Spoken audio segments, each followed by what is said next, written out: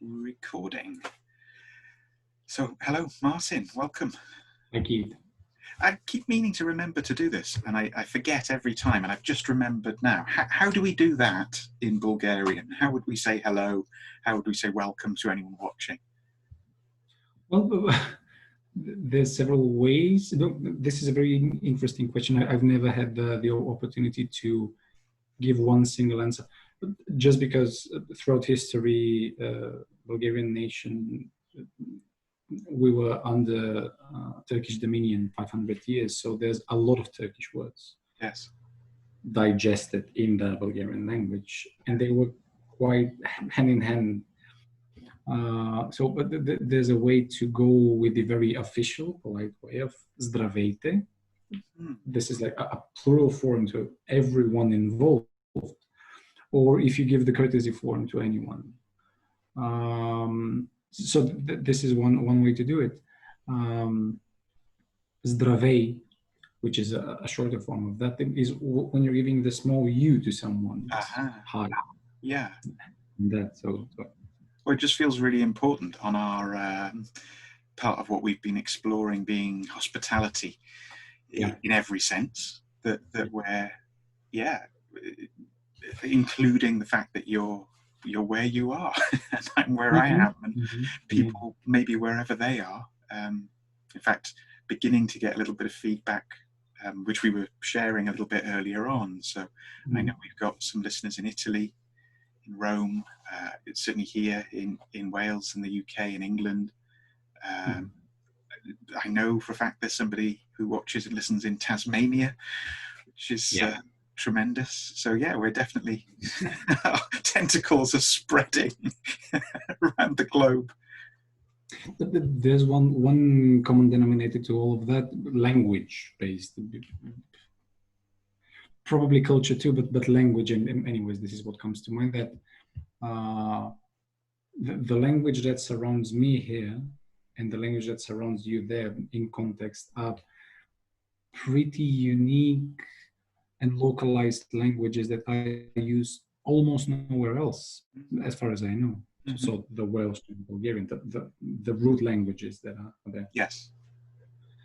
Of course, English used throughout, and we have quite a lot of Russian that's dying out at the moment. Really? But this is like a language, Is that right? A sort of generational aspect of Russian being spoken in Bulgaria?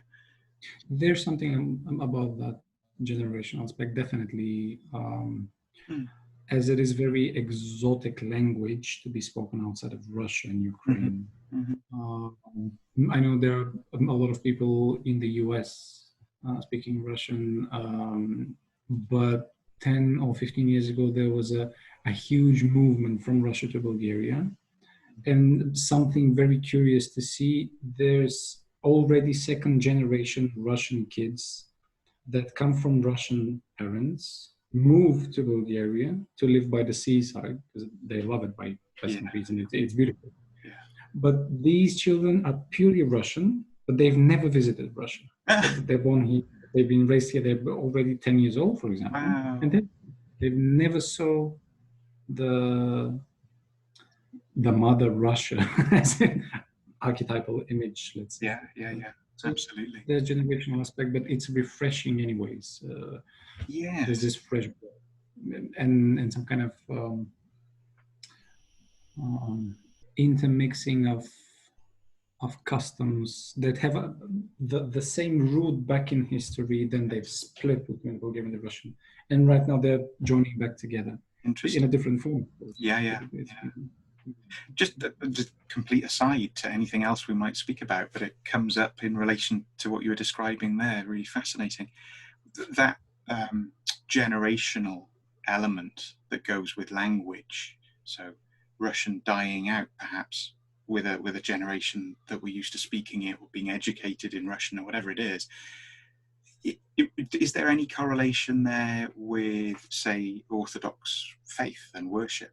Is that an element? Yeah. There's something about that. Okay. Because I imagine Russian would be required in order to engage in certain services in that particular tradition. For past generations, definitely this was a very needed language layer. Yeah. Just because some of the, I will call them religious movements, Yeah. more like the religious / political movements, because they were interconnected anyway. Yes. You needed the Russian language, not because you would use it for some kind of service, Yeah. but because that stood up as a badge for anyone knowing Russian. If you're Bulgarian and you meet someone that's Russian for the past generations, and they know you, they just throw a couple of words at you, and if you respond properly to them, you're already welcomed enough. Yeah. See, there's a currency. Yeah. Yeah. Just exchange of something. Yeah.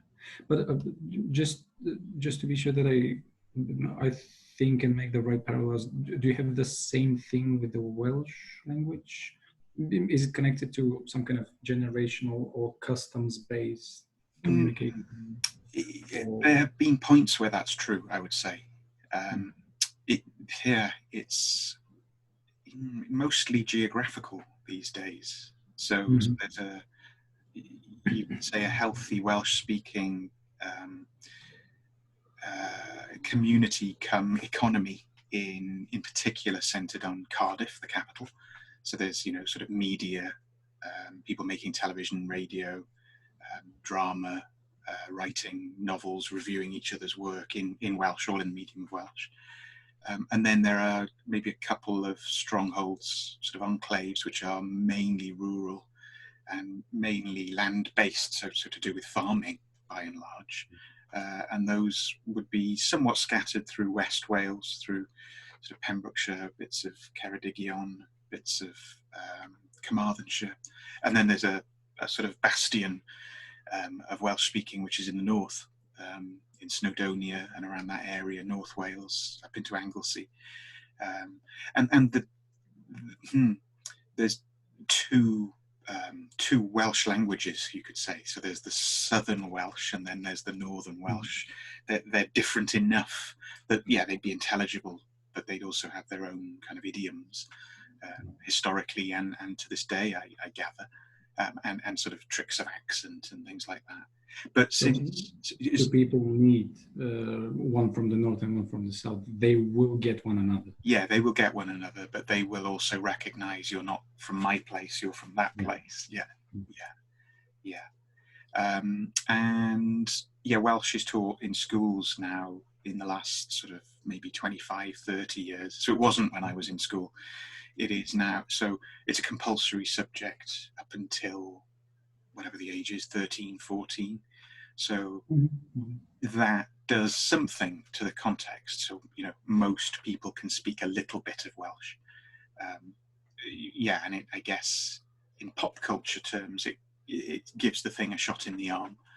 But I think you're right. Generationally speaking, there was a time where it looked like it was thinning out, particularly to do with generations.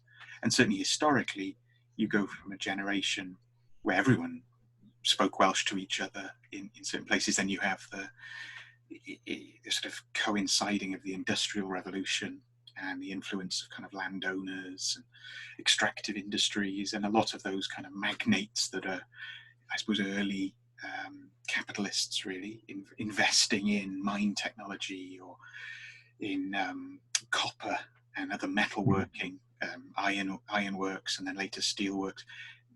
A lot of them come from the English Midlands. That's part of the story. So certainly here in Newport, where I'm talking to you from, there's a big connection with the Midlands in terms of like workforces being imported almost as well. And very quickly you see language as it's taught in school. So schools get imposed in a way by a reaction to the first wave of the Industrial Revolution. It's like, having children in the workforce, like we talked about last time, not a great idea. Too many of them are dying. This doesn't reflect well on us. We need to reform this. What do we do? Well, we make schools. We send them to schools, but then we teach them English, and we teach them in English in schools. So very quickly at that point, you see there's, most people in Wales know about it. This thing called the Welsh Not, which is this idea that if you speak Welsh in school, you will be punished. So you're not to speak Welsh, and you have to wear this thing around your neck, and you get hit with this big wooden sort of paddle. And it's, yeah, a generation of that happening makes the shift. It's what I think anthropologists call a kind of a discontinuity. You go from one kind of homogenous experience to a completely different experience. In this case, everything Welsh, then everything in English, in one generation, I mean, one sort of shift. It's a lot like a sort of trauma, really, a sort of conversion trauma. It is. And I think in the Welsh psyche, if we could say it that way, you know, there'll be people that would fiercely disagree with what I'm about to say, and an earlier me would have fiercely disagreed with what I'm about to say too. And maybe a future me will also disagree with what I'm about to say. Who knows? But I think it's, as often goes with trauma, there is a way in which if you're not the generation to whom it happened, if you're a later generation, one of the things you do is you deify the trauma. You turn the trauma into your God. So most Welsh people, to generalize enormously, as a default setting, as a default piece of their conditioning or wounding or both, would feel that English people treat them in an inferior way, even though they may personally never have had the experience. It's just present in the psyche. And it gets attached to in very identity-laden ways, so that one starts to feel like a victim, basically. There's a way in which you feel like they should be helping us, or they should be compensating us, or they should be, you know, giving us a leg up. And that's certainly the story of my early years growing up in Thatcher's Britain. I strongly felt that was the case. She's closing the mines, it's happening again, they're doing this to us, this kind of wounding. But actually, that all being said, there is another view, maybe the view that isn't the victim's view, you could say, that would say something like, you know, Wales in its history has always been a place of kind of dignity and a cultural intactness, and actually has a huge amount going for it. And the woundedness of that victimhood at this range from the original event becomes a kind of willful refusal to heal, or a willful refusal to maximize one's possibility and potential. In other words, one is identified so much with the victimhood and the pain of that's where one's loyalties sit, rather than with, how are we going to be Welsh today? What's that going to look like? And innovating and creating. I mean, those are simplistic kind of, like, moving Lego blocks around on my part there to describe it in that way. But I think there's something of the truth in that. And for us working in the kind of ways we do as therapists. This is what I was thinking about. Yeah, precisely. You know, there is an extent to which, say, the Welsh psyche is like a damaged child. Yeah. I don't know, I mean, you were saying about Bulgaria in its history having, or the Bulgarian people and the place that we now think of as Bulgaria, the land that gives rise and sustains those people, have been, you know, swallowed into the Ottoman Empire and the Turkish kind of empire. So, of course, we're never comparing like with like, but it's another experience of being kind of co-opted, or, in the language of today, colonized. That's the language by which things are spoken and analyzed today, isn't it? Would there be anything parallel in the Bulgarian psyche? Yeah, definitely. I was just thinking and reflecting on that. Probably, first of all, this has to do with previous historical roots, anyways. One way that what I'm about to say serves the same purpose as you were mentioning. Yes. Earlier, me would have disagreed strongly, and many people would have probably jumped and said that's not true. But what I'm seeing these days is that there's a glorious history that's being lost because of this dominion. Yeah. And well, the year that this thing happened, that we fell under Turkish dominion, was 1396. So up until 1896, 1898, more specifically, that there was a Turkish presence, as they call it these days. But this was a quite a violent, period, manslaughter and stuff that go hand in hand with dominion, anyways. Yeah. But there's this saying that people sometimes use. Bulgaria on 3 C's. So this became like a mantra, like a slogan. Whenever you mention something that approaches the collective wound of this lost glorious history, people say, yes, we might be small, and the widespread opinion that Bulgaria is a poor country and there's nothing to do. Some people even reflect and think that Bulgarians eat dogs. And I've even heard there was a jazz quartet that was very welcome here. We have a jazz festival, pretty stable with traditions, and famous one. And the main speaker and the PR of the jazz quartet said, "Oh no, Bulgaria, no, you eat dogs. You're savage. We won't ever come to your country in the next 100 years," and so on. Wow. But I mean, this is probably a projection of how traumatic that is. Yeah. Intergenerationally and transgenerationally speaking. Yes.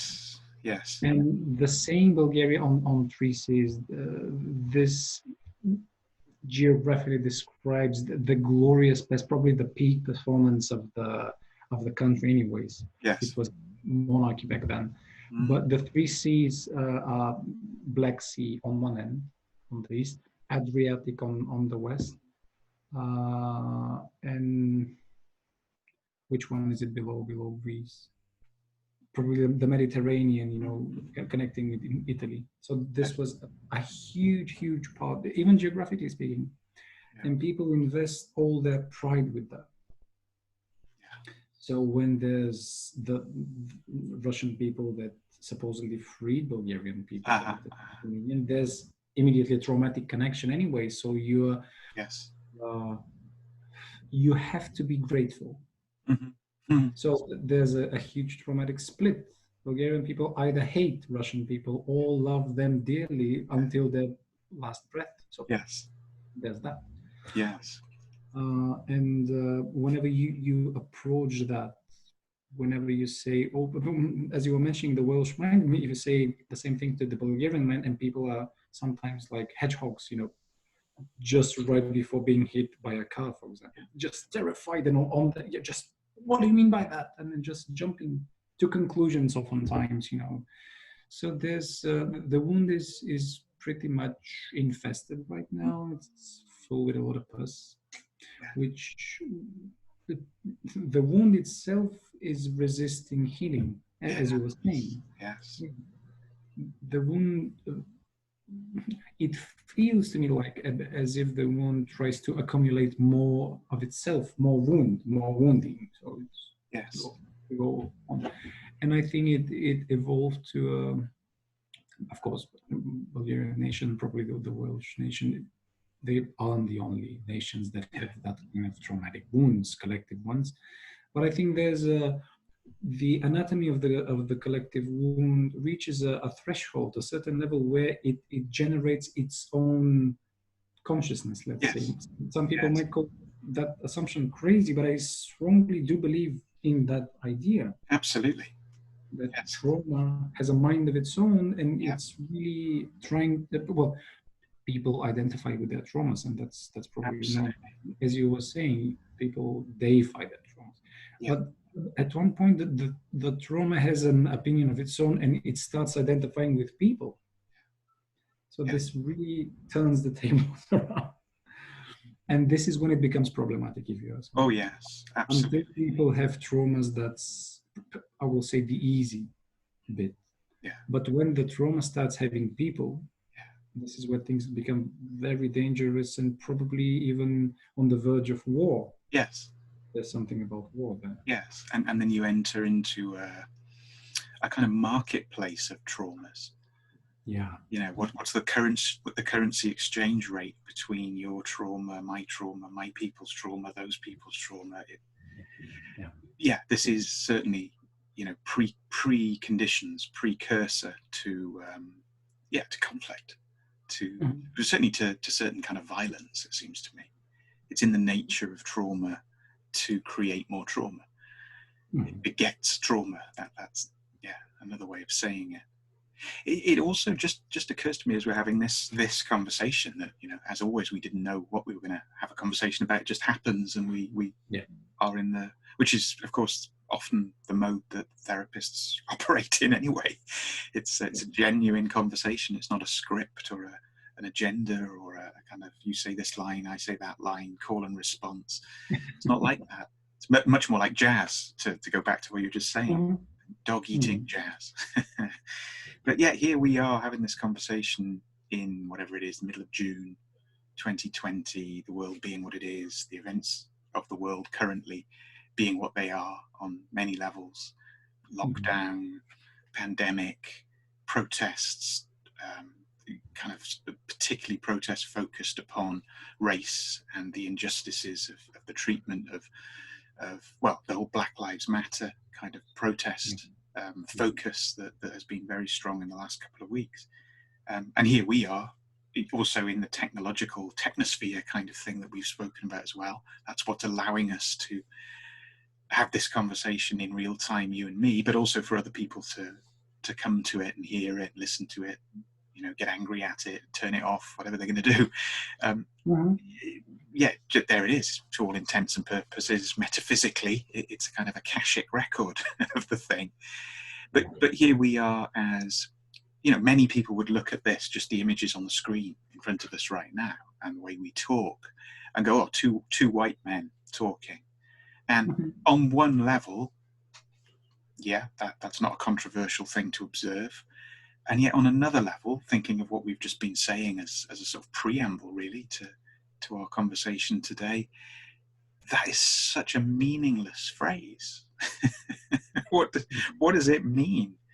Because your experience, your place, your culture, your tradition, your own individual experiences, as well as those that you grew up in, aren't the same as mine.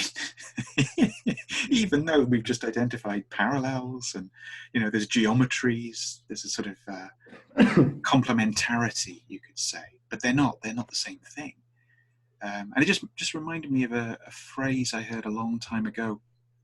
I think the first time I heard it said out loud was, as often has come to me, was Stephen Jenkinson, and he said, in response to a question I don't remember, he said, "Stop agreeing to be white."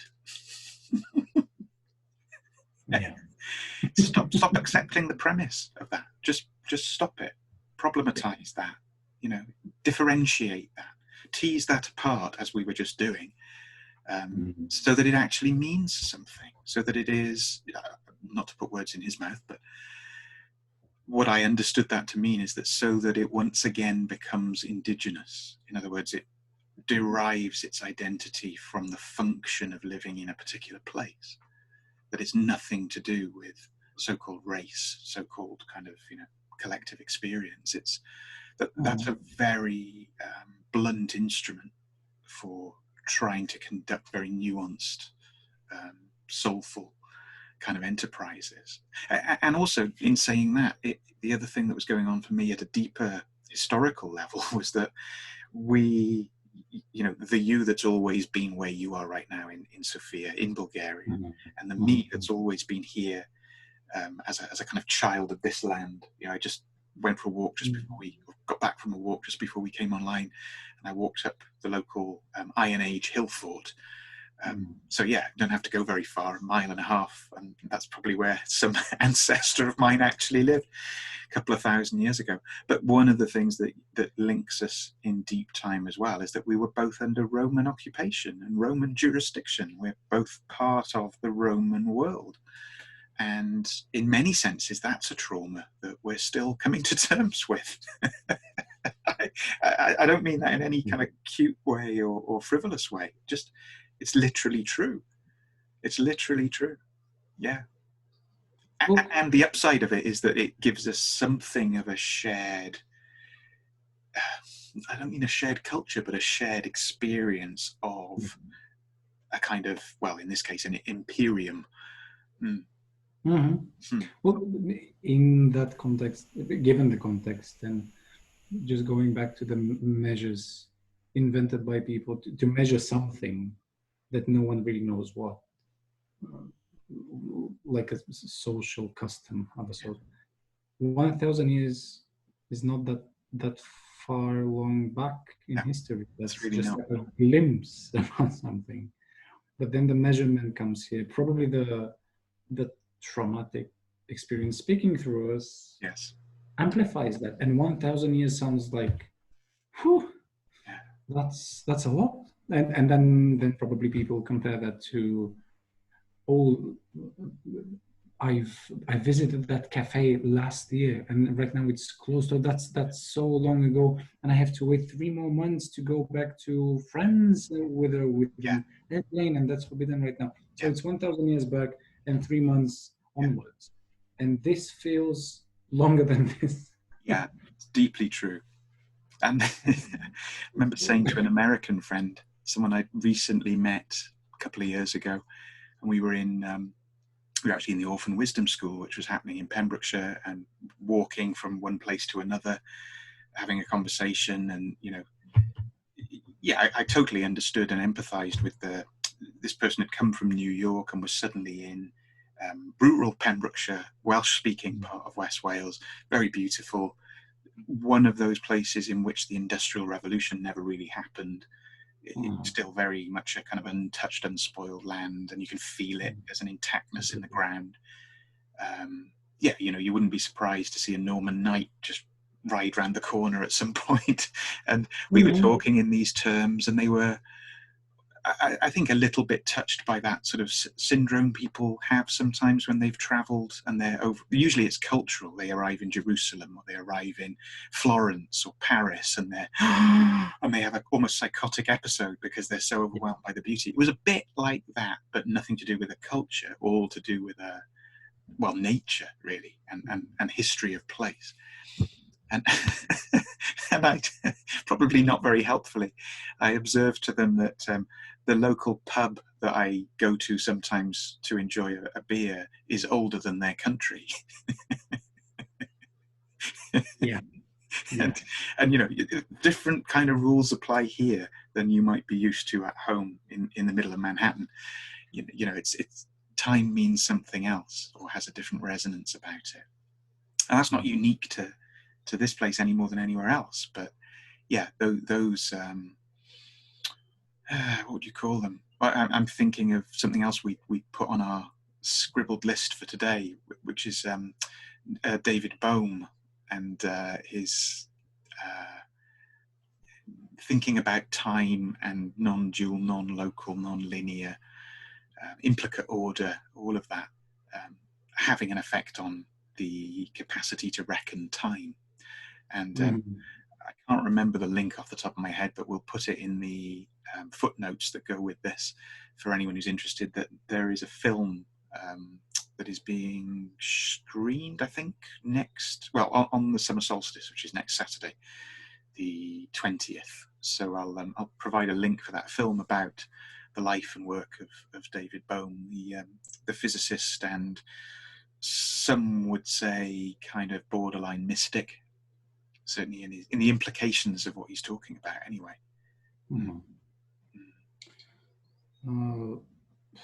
Something that might sound a little bit disconnected, but I have something in mind. When you mentioned that people coming and relying on the cultural perspective to take place, and we as people, everyone knows that's no news, that if we meet something that's alike our standards, or we recognize that this is easier for the perception to digest and calculate, and then probably make plans and stuff like that. But many of the of the things going sideways with perception throughout history. I don't know why, but they're stored in the psychiatry database under some name that people generally, well, I don't mean to be dismissive, but I think that psychiatry knows very little about people. Yeah. They understand pretty well the machinery behind that.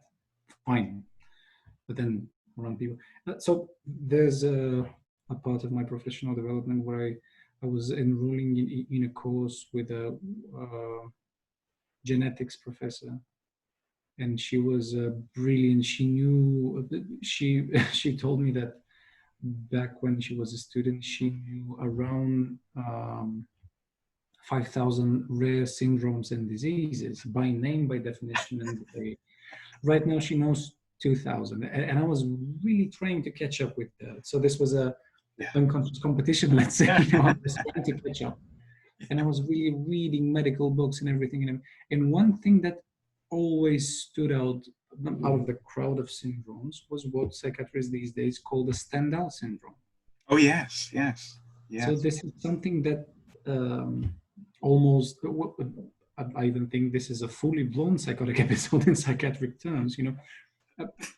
Most often, as a group, Chinese or Japanese people of origin going to the Louvre and then seeing Mona Lisa, and they faint or they go complete blackout of psychological perception and anything, emotional stability. Yes. No one really knows what's going on with these people. I mean, psychiatrists say that's it. When these people carrying that perception see something as valuable as that and culturally embedded in our history, they react this way. Yeah. Why?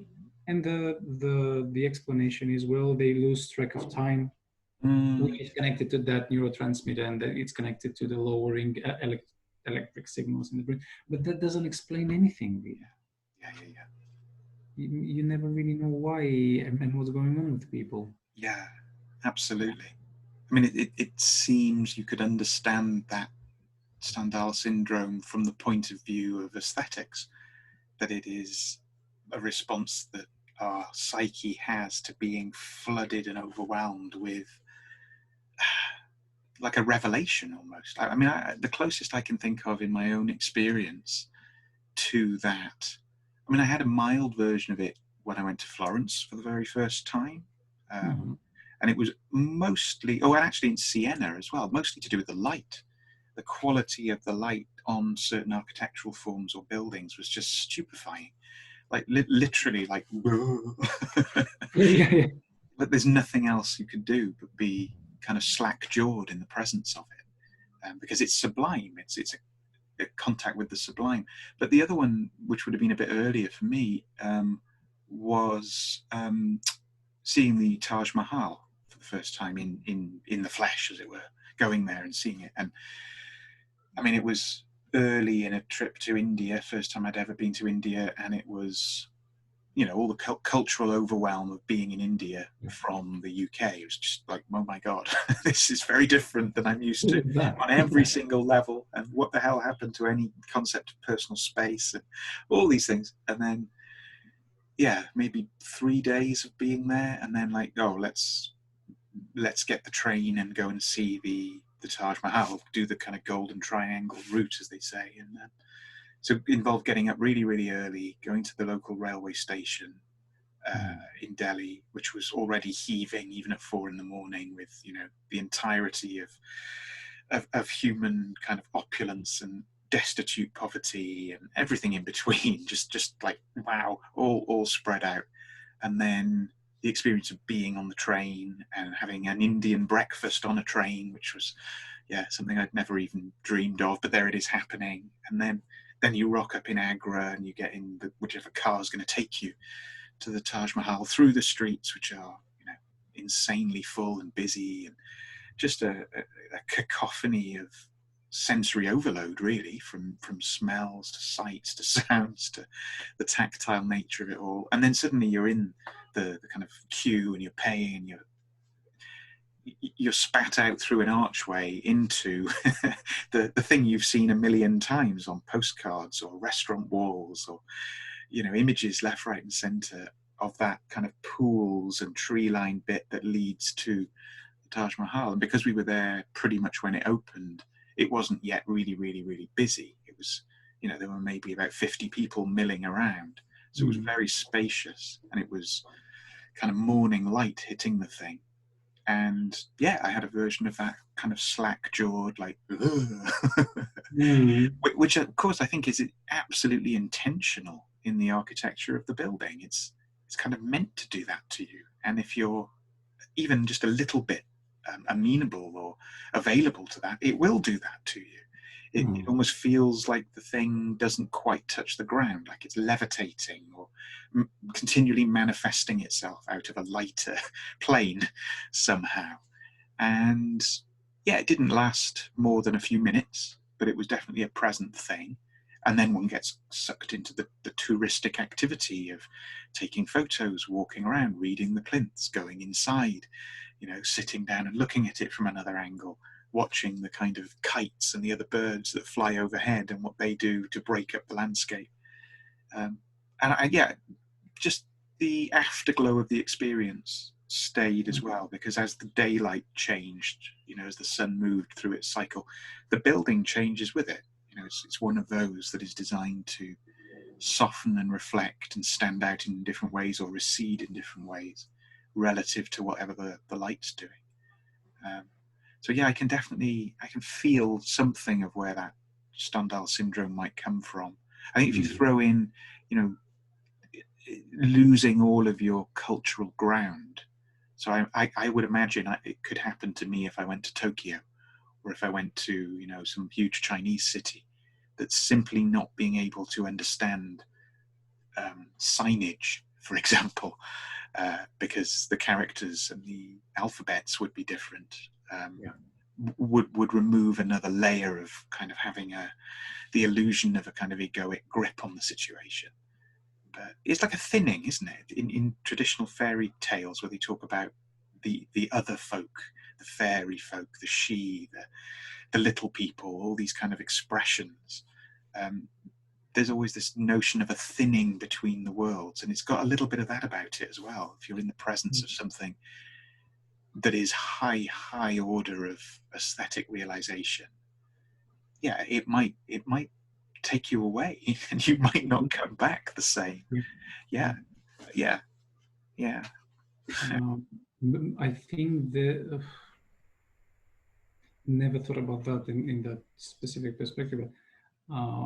There's probably a scale to experiences like that. While you were talking, I was remembering something that while being trained and then throughout training in psychosynthesis, philosophy and system and therapy and everything that it contains, I can remember reading text systematically. So from one, then the references led me to the other, and then connecting everything back together. And this was really the training of the style of thinking that you would require for that kind of modality. But there was a point where I started reaching very simple, very solid sentences throughout, for example, a book of 500 pages. I was reading and going back and forth like crazy. I was in a deep frenzy for learning and for knowing. So I was reading, and it was all very engaging. Yes. Keeping me at the edge of the seat. But then there was one sentence, for example, in any of the books that I was reading, that was so truthful and penetrating that the second you read it, at least me, I just threw the book and started laughing out loud, uncontrollably.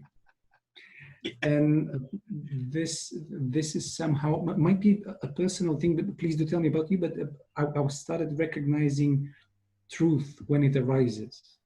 This was the reaction I was having connecting to that. And I think that's a scale for the same experience that you had, but yours was significantly, facing the Taj Mahal. This is just something extraordinarily crushing for me. Yeah, and I, thinking about that again now, I remember having a thought beforehand on the journey there that was something like, I'm probably going to hate this. It's probably going to be really disappointing. Or I think it might be great, but I'll be so put off by the crowds and it doesn't really get any more touristic than that, does it? One of the so-called kind of tourist wonders of the world.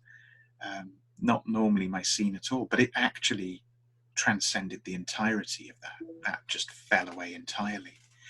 And there are ways in which one can almost expect to have that experience and it not happen, it not deliver. I remember being in Florence again. It was the first time I was ever there, and going into the Uffizi gallery, which I had long wanted to go to. I had an English teacher when I was in school who, it was the first time I ever heard the word or the name Uffizi, and she'd been there a few times and would just like wax lyrical. Scottish English teacher with broad Glaswegian accent, going on and on about the Renaissance and the kind of revolution in the depiction of human form and art and individuality, and then flowing it into Shakespeare and goodness knows what. So this had made a deep impression in my kind of adolescent psyche, and I guess I'd never thought I'd go there, never really made an effort to go there, and then suddenly through the psychosynthesis connection,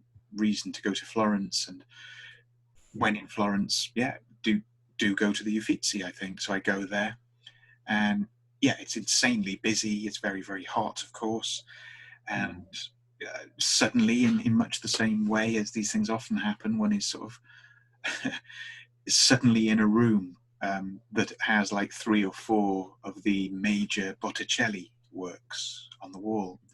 And I love and appreciate Botticelli, but it really didn't do it for me at all. It just did not catch fire. I felt really kind of alienated, mainly by the behavior of other people in the room who were all just taking selfies. And there were a lot of Brazilians in that day, I seem to remember. they're very exuberant and not particularly interested in quietly standing in front of the painting and just looking at it, which is what I wanted to do. So within maybe 10 or 15 minutes, I just gave up. I just thought, this is not doing Botticelli any favors, and it's not really working for me. And I was going to leave, but instead of leaving, I just went downstairs to the bottom sort of basement areas of the Uffizi, and had a smaller, less kind of charged version of the thing in a much quieter, much darker setting, cooler as well, where most of their Donatello material is. And it was that's what I needed to do, to just have that experience instead. So there's no guarantees that meeting one's heroes is going to go well. In fact, it very frequently doesn't. The manner of the meeting is an important element of it, for sure. This gives an entirely different meaning to this very dramatic phrase, oftentimes used in mafia movies: you are going to meet your maker. That oftentimes almost always doesn't go quite well, because you have to die first. So there's this exchange of trauma, not only in the past but in the future. So just connecting something to 2 episodes ago, there's the mystery here, and then the mystery index here, and then you're squished in the middle. And there's trauma from the past, which is oftentimes a very classical way of understanding trauma, that it's something embedded in the past. But I do believe there's trauma of and for the future. I agree. It's not merely a projection of the past onto the future. It's not like as if you throw a basketball from your back up to the front. It's more like you're trying to throw, but then there's someone throwing a second ball at you saying catch. So you cannot decide where to go with that. You can't succeed. I thought as well, not really explored the kind of edges of the metaphor, but it's as if trauma is radioactive. It has a sort of half-life, and certainly, as you said, it becomes sentient. It does function like a deity. That's not just a conceit or a construct or some kind of cute idea of the mind. It's actually how it is. It's animate. It has a life of its own, and it's in its nature to feed upon the future. That's what it's consuming, the kind of future one can have. Like when I was speaking about the kind of Welsh psyche, to put it that way earlier on, it's consuming part of the future, and sometimes in its doing of that, it creates something that's very enriching and soulful, or has beauty in it, or becomes a kind of a conduit through something through which something really can flow and express. So I would argue perhaps in the Welsh psyche, some of that takes the form of a certain kind of longing, yearning that gets expressed in the voice usually, or in poetry and song. That would be the classic elements of it. But it's a kind of matured, steeped in pain kind of song. It's not naive. It's kind of worldly, and yet can be very, very powerful. But of course, like anything, if we become over-identified with it, that's when it's had us. That's when it's had its way with us, you could say. Yeah. Well, this is one of my automatic lights at home, and when it reaches a certain part of the day, it's already. I thought you were being beamed up then. Lights dematerializing and just off to another galaxy at this point. Yeah. I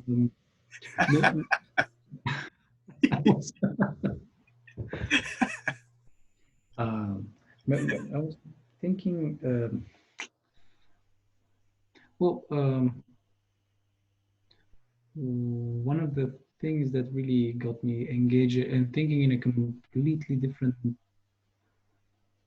at a completely different pace, first of all, and on a completely different track, second, is we mentioned several times on the episodes Gilles Deleuze and my interest in him. I have more of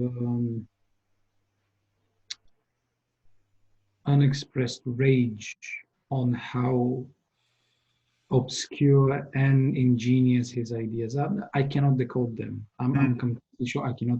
And just looking for people and critiques, and probably critiques on the critiques of translating Deleuze. No one gets him. But history is full of people like that. Yes. But just reading through Deleuze's, right now I'm on his huge book, 1,000 Plateaus, which doesn't make any sense.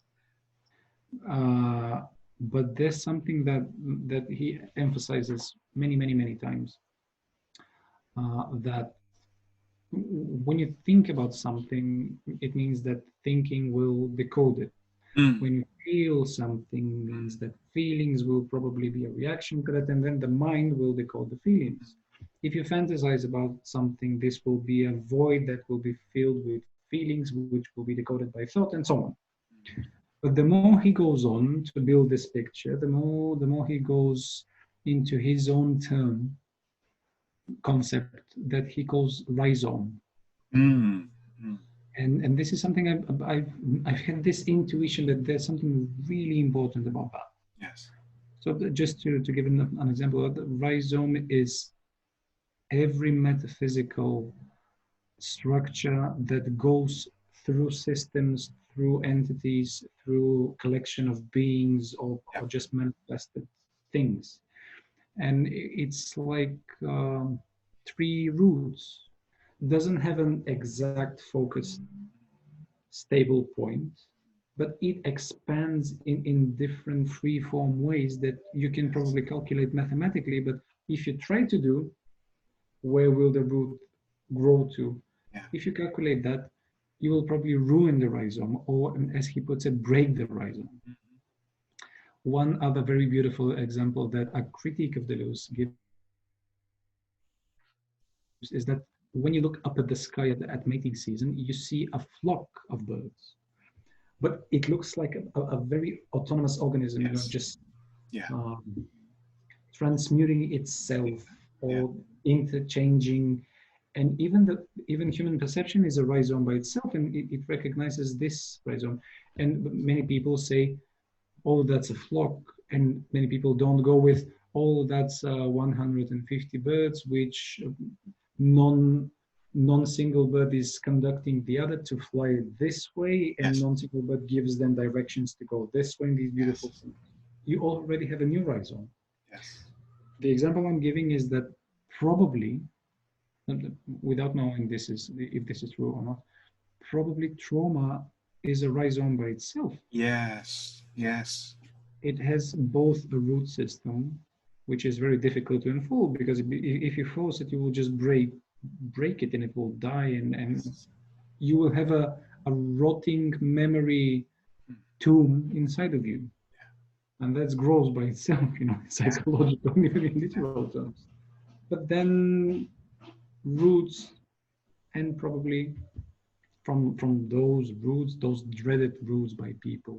When people hear trauma, they're like, "Oh, trauma! That's awful. Let's kill it. Let's demolish it." Yeah. But then from the roots upwards, from the surface level onwards, there's probably a very beautiful tree that has to grow at one point. Yeah, there's a lot in that. Yeah. And Leonardo, even Dr. Saggioli, Jung himself, many of the Buddhist traditions, even some of the Taoist traditions, but not all of them probably go with that. Yes. Even contemporary economy goes this way. Yes. The more money money I never lost according to economy, but the more the human reflex towards money and towards buying goes downwards, the more you lose. There's something else around the world, like a quantum effect. You lose here, but that they gain here. Yes. If you just change the perspective from this end, Yes. one serves as the root and one serves as the upper part of that, whatever plan that is. Yeah, absolutely. And it is kind of implicate order again, isn't it? To go back to Bohm's phrase, that seems to be another way of putting words to what that phenomenon actually is and how one comes to it. Yeah, nested. And I'm not a big fan of Ken Wilber, but he has that word that he uses a lot, of holarchy. Kind of holons that link at certain scale becoming important to it. And that very tangible experience that you gave as an example there of watching a flock of birds, or indeed a shoal of fish, or you see it again and again. Sci-fi films trade on that, don't they? Often kind of groups of alien things behave like a swarm, or like a shoal, or like a flock. Certainly the bird part of it, I have done that, gone and watched the gatherings of, in particular, starlings, which are kind of indigenous all over Europe. About the size of a blackbird kind of thing. They've got those kind of oil kind of translucent feathers that have all the colours in them, but they look quite dull when you see one bird on its own. But yeah, they gather in great groupings in the autumn mainly.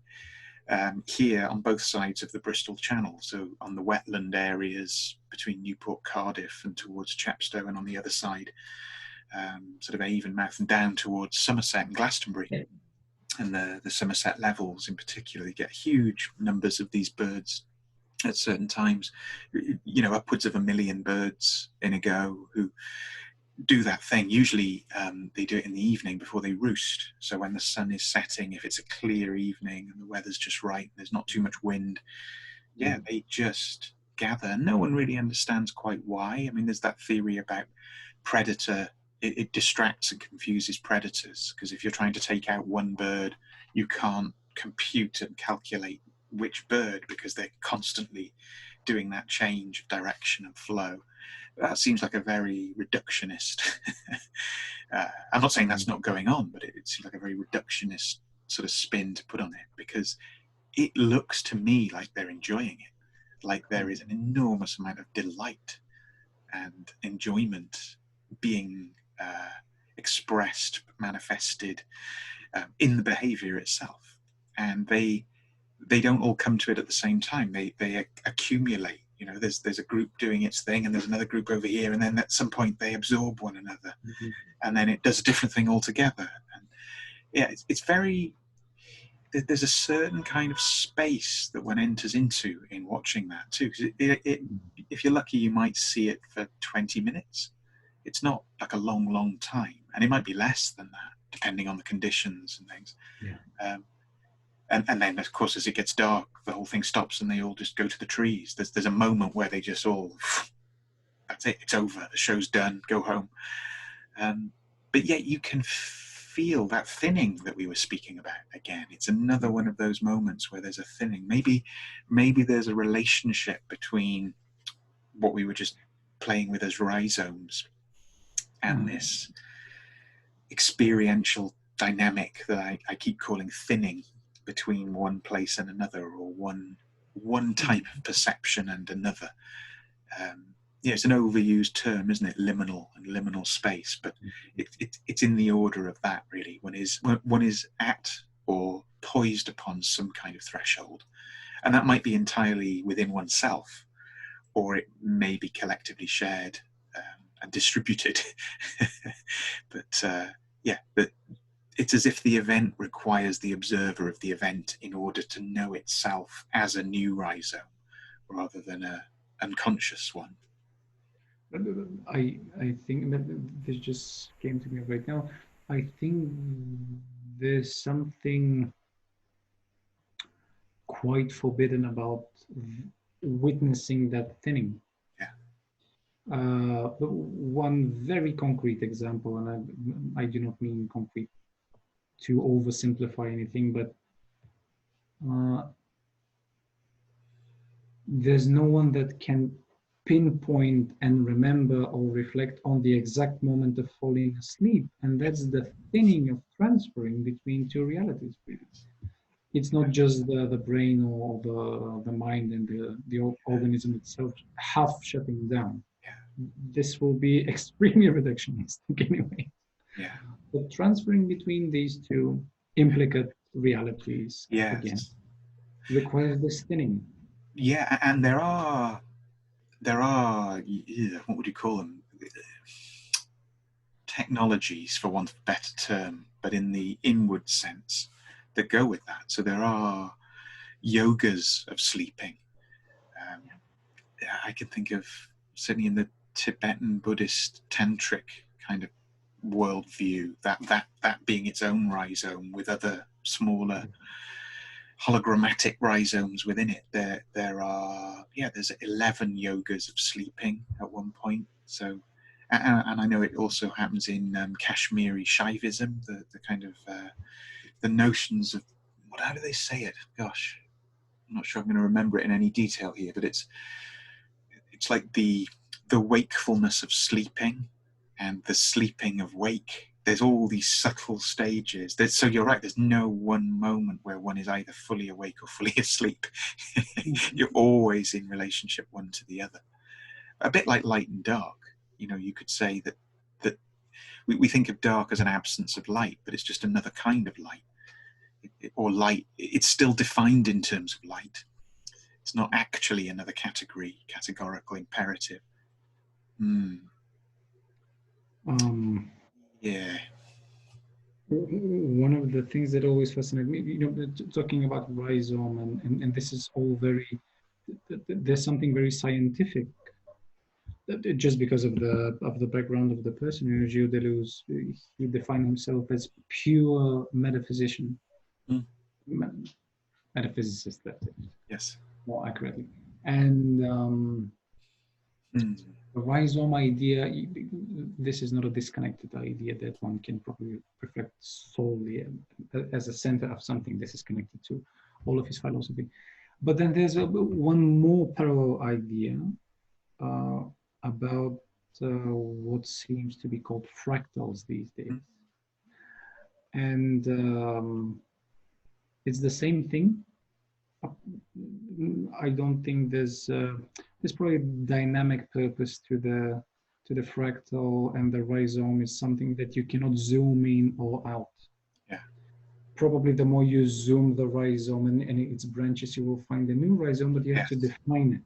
Yes. Deleuze says you have to craft the new rhizome. Yes. As if a painter crafts his work. Yes. On the other hand, fractals, there's something a little bit more truthful to me about fractals, because the person formulating and finding that phenomenon, Benoit Mandelbrot, genius mathematician, and then he sat down and said, well, look, all nature has these figures that have even distribution in them, and the more you zoom in on the branches, you find the same figure. One of the most famous examples is the broccoli flower. Yes. The ending of the broccoli. The more you dismantle it, the more microscopic broccolis you're left with. But there's an interview with him, because being mathematician, being a scientific person anyways, gives a false belief to the people believing in him and reading his works, that he formulated something.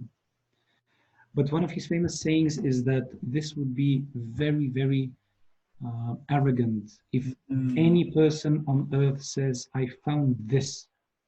And he's saying everything is out there. You just have to look at it. That's beautiful. That's beautiful. How much of an extreme thinning, if we'll use that term, how much of an extreme thinning this person went through just to go on with that idea. Here's the fractal people saying, the audience saying, oh, you're a genius, you formulated it. And he's saying, no. Sorry, but no, this was already there. I just looked at it. And described it.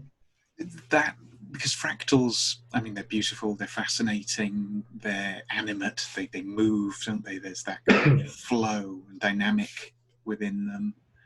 But they always spoke to me, I haven't looked at fractals in a long time, but they always spoke to me, well, two things. I associate them with psychedelic reality and psychedelic culture, which is another way of looking and talking about the territory we're in here.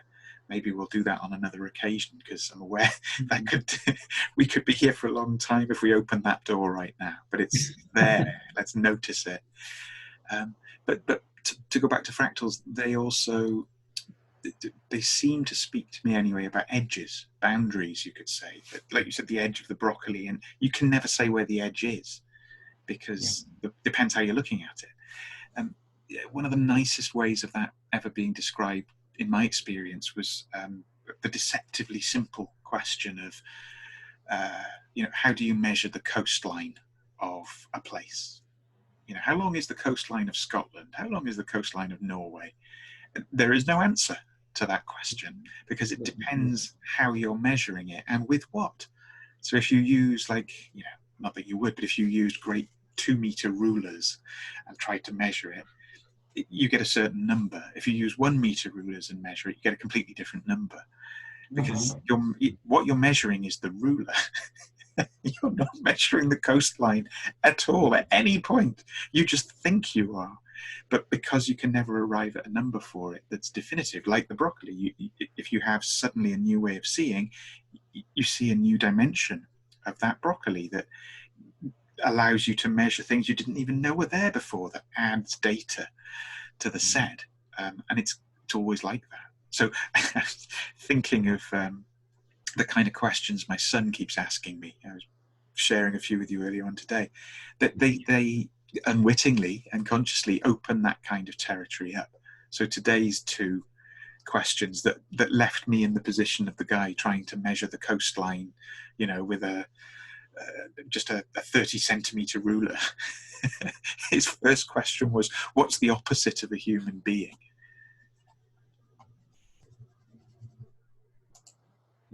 Yeah. And then later on, given my inability to answer that question, he had a follow-up question, which was, I wrote it down, the really weird way of formulating the sentence here. He doesn't normally talk like this, but this was the way he put the words together. He said, what is a soul meant for? What is a soul meant for? Not what is a soul, or what's my soul, but what is a soul meant for? What's the meaning that it's given by whom? Exactly. Yeah. Opens up a huge. What's my meaning relationship to this thing called a soul? Yeah. And it makes me think that in cultural terms, in these kinds of conversations, and certainly in the therapy room, there's something about, it's not quite right to say finding those questions or those, it's being aware when one comes in range of them, when it arises, because it's always mutual. I don't think I ever do anything that causes that to be the case. One simply is, and if the person one's speaking with can also be enough, then this sort of thing reveals itself, or wants to happen, or wants to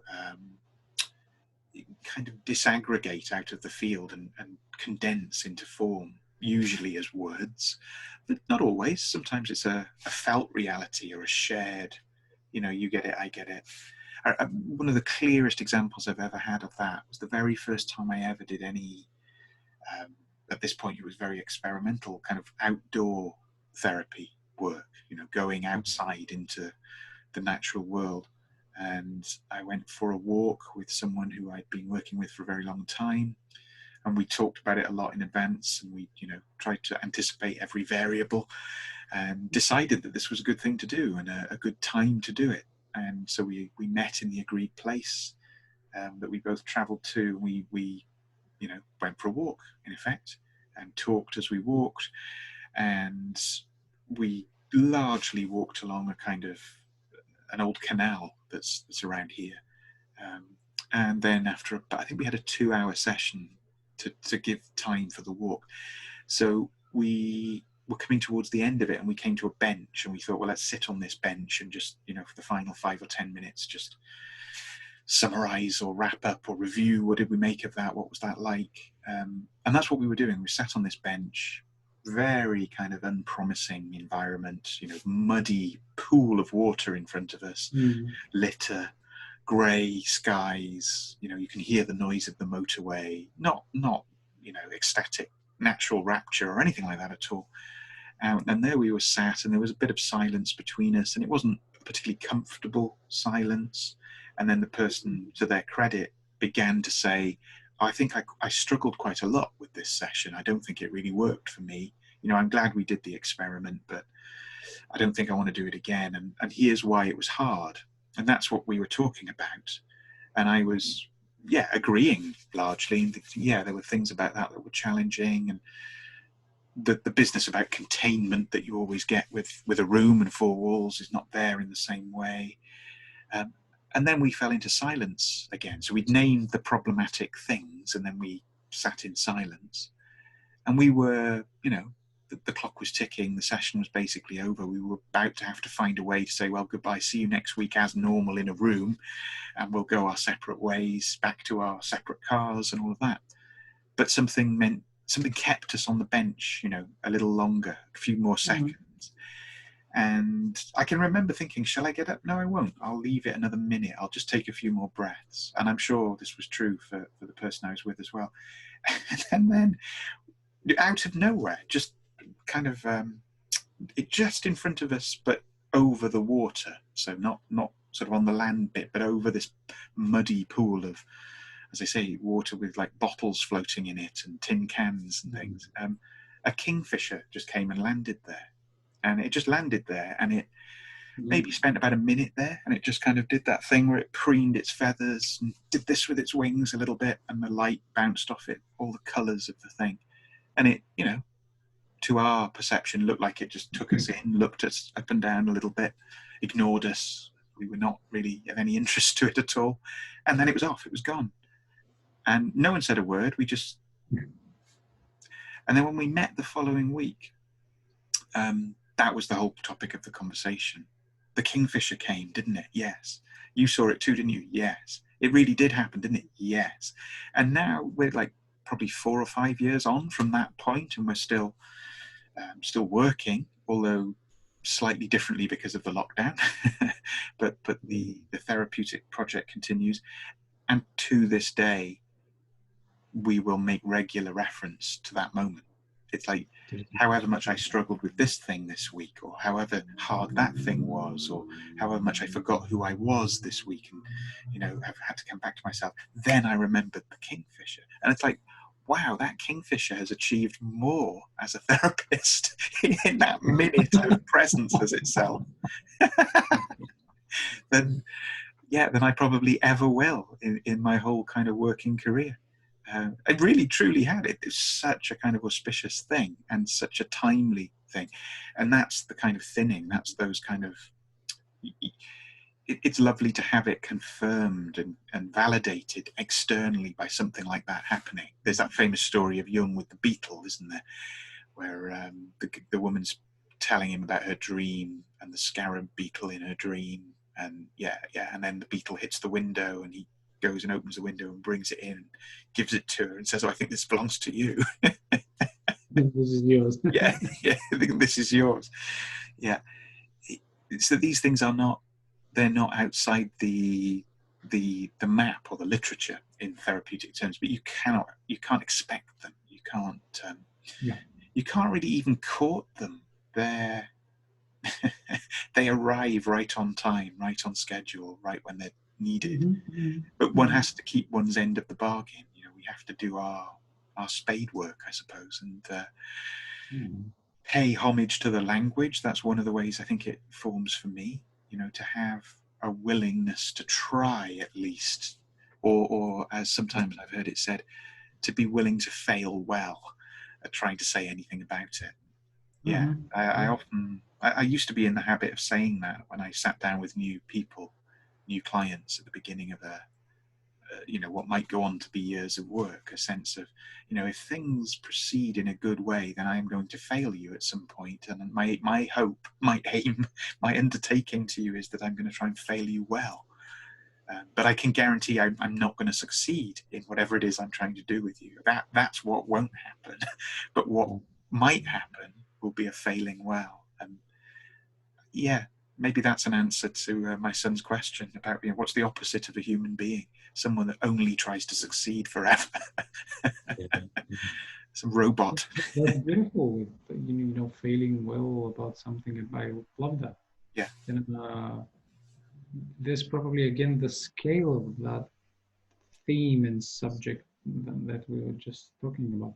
But I got reminded of the, let's say, a little bit eccentric and a little bit extremist way the Japanese culture undertakes that. Yes.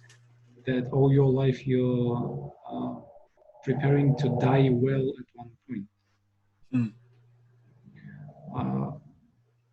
We might not be as extremist as I say right now, because every idea needs to die at one point just to be sure that the idea lived well enough. So it has to die well. Otherwise, it remains just an idea. Yeah. So I'm giving an example of that. Yeah. There's probably, I think, the other end of the spectrum is what we mentioned last time, the new age Western idea of approaching things, of entities and people and ideas and dreams that live on forever. Yeah. And people really clinging to that. Yeah. I will keep this forever. I will love you forever. I will bring this thing with me wherever I go, and this will be forever. Yeah. And there's no failing well. Yes. That's failing badly. Yeah, that's so true. And I mean, again, another conversation all of itself for another time, perhaps. What would one even call it? It's devastating on some level to living an imagined life. Yeah, I suddenly had what's his name, Elon Musk, come to mind then as the like a kind of preeminent example of that kind of thinking, or the sort of figurehead for that. Maybe I'm doing him injustice, but that's sort of an association in my head. There's that sort of refusal of limit rather than understanding of limit as the great forgiving enabler. Again, I mean, often my mind in moments like this reverts to thinking of things that Stephen Jenkinson has said. But one of the more powerful things that I remember him ever saying was to do with picking up a handful of soil, or as North Americans often do, would say dirt. In fact, I think he makes this joke that because he's got a farm and he tries to make his way as a farmer. When people ask him, what do you farm? He says, dirt. Dirt farmer. But yeah, picking up a handful of earth or soil or dirt or whatever you call it, and asking yourself, a bit like a kind of koan, really. It's a very Zen kind of thing in a way.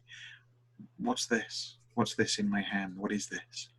And the mind can generate many, many, many answers, from chemical compounds to poetic metaphors to whatever.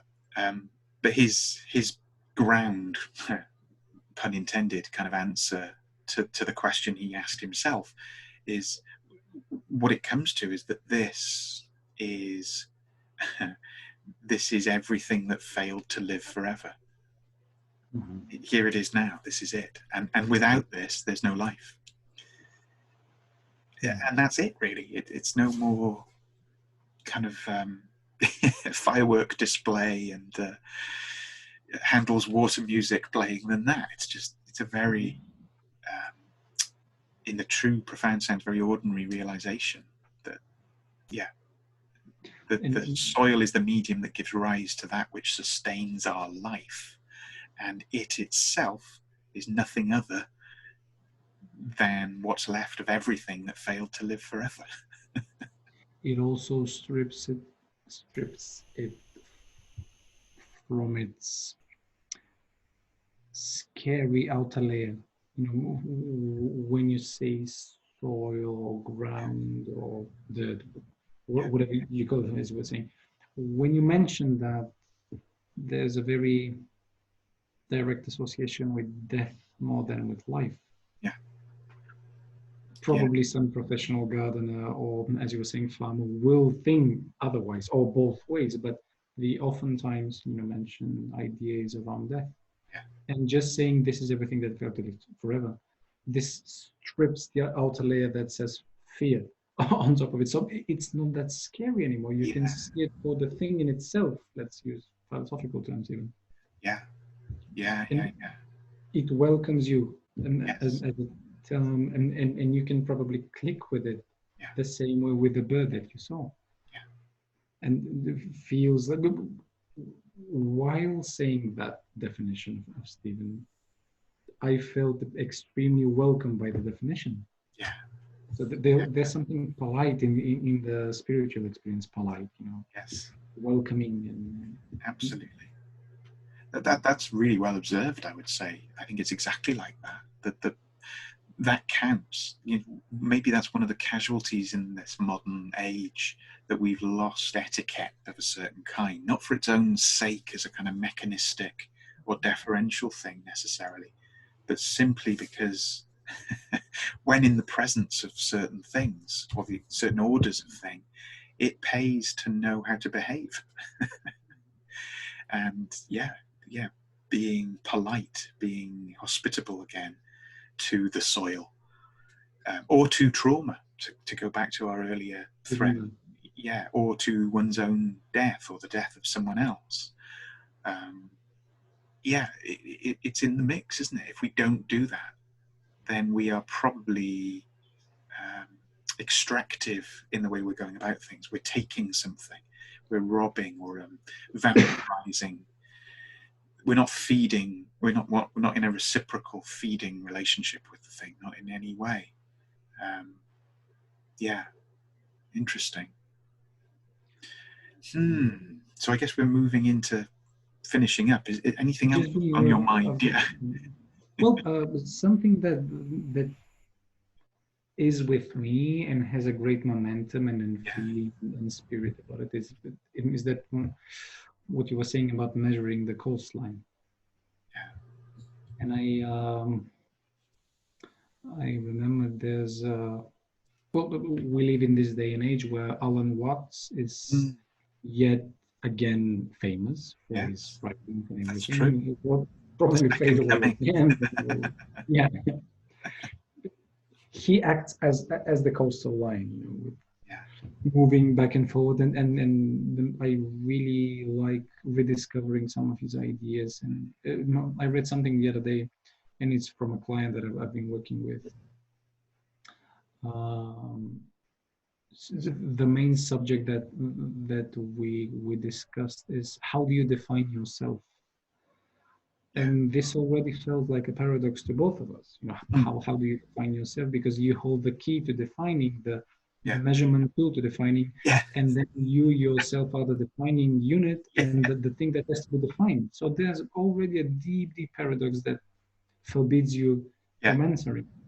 And what you just mentioned about measuring the ruler more than measuring the coastline, I associate that directly in the same spirit with Watts, who is saying, trying to define a person trying to define themselves is like trying to bite your own teeth. Yes. Yes. Yes. Which is the thing, and I suppose this can be found in contemporary comedy, because people are offended by comedy these days. Oh gosh, Craziness by itself. That's an episode that we need to do in the future, that's for sure. Yeah. But this is like, if we talk in comedy context, just to give an example, this is like mistaking the target of a joke with the joke itself. Yeah. So defining oneself is biting your own teeth. Measuring the coastline is just measuring the rules. So this is always missing the point, let's say, in the broadest sense. Yeah. Which the Romans defined as a sin. Missing the point, missing the mark. This is called a sin in Roman times. This is how we carry it. Yes. Absolutely. So that was on my mind, just thinking about it. I like that. I like that a lot. Yep. Writing that down for future reference. And but definitely something on comedy, because this is something that's been with us from ancient times, and it's not really meaning what they meant back then. But did you ever did you read Alan Watts' autobiography? I think so. I think it's called In My Own Way. That's that's a good read for anyone who listening in who wants an introduction to Alan Watts, or has read other things but not read that. That's the life as an expression of the teaching and how he came to it, and the kind of sequence of thinnings, you could say, in the language of our episode today. Very, very interesting. To anyone watching the episode, we will copyright thinnings. Yes. Yeah, you heard it here first. Do you have something in your mind for closing ideas, or just mention something? Yeah, I think I'm pretty much done. I wondered, let me just have a quick look in here. I did roughly have an idea of a poem that I was going to make reference to, if I could find it. Not sure I'm going to be able to find it now. Oh yeah, here you go. This is I looked this up the other day. So this is this would have been probably known to Dr. Assagioli, because he did lots of translations of German high romantic German poetry and philosophy into Italian. Gosh, I can't think of what the very first text manuscript that he produced that was published was a translation of certain German philosophy of that kind of high romantic type, but poetry of that period too. And this is a poem, or the very end, the last 4 lines of a poem by Novalis, who's about as archetypal a German romantic poet of that period as you could possibly wish for, really dripping in it. And yet at the end of a poem of his, which in English the poem translates as pollen, So it's all about this playing with the idea of a literal flower with pollen sticking to it and insects visiting it, and how the pollen itself is like ideas, or like the cross fertilizing of ideas through time and space. And I guess reading the poem now, it's like it's still there as a preserved grain of pollen that one can still taste in a way. But it maybe kind of goes with some of what we've talked about today. And it's really, really simple. So I'll give you the, I won't even attempt to read the German, because that will just be offensive to everybody concerned. But here's the English. So in English, the last 4 lines, it says, love works magic. It is the final purpose of the world story, the amen of the universe. Which is a nice phrase. Yeah, the amen of the universe. So yeah. Let's not try and measure the universe, but just let it be the amen of the universe. Fantastic to see you, as it always is, Martin. Great to talk, and let's do it again. I noticed that next weekend is the summer solstice, so perhaps we can find a way to I don't know, make reference to that, or just be aware of that when we speak next time. Well, this already feels important, so let's try to nail it in terms of measurement time, of course. Yeah. Let's see how this will go. Fantastic to see you, Keith. Thank you again. Next week we continue with that. Fantastic.